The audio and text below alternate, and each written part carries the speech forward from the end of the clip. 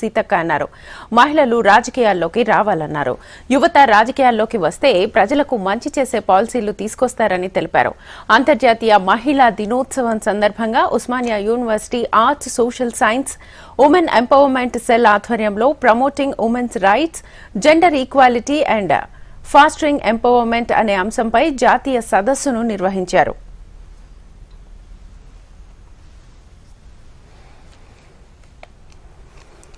Politics లో కూడా వస్తే అద్భుతంగా రాణించగలుగుతారు. అద్భుతంగా సమాజానికి అవసరమైనటువంటి నిర్ణయాలు, చట్టాలు చేయడానికి కూడా అవకాశం ఉంటుంది.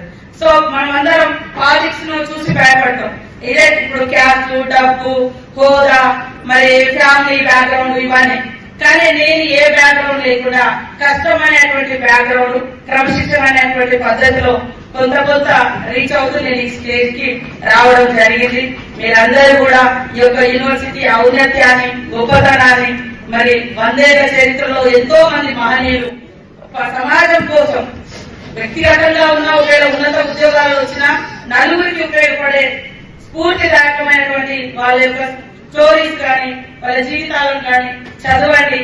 తప్పకుండా మిమ్మల్ని మీరు ఉన్నతీకరించుకోవచ్చు.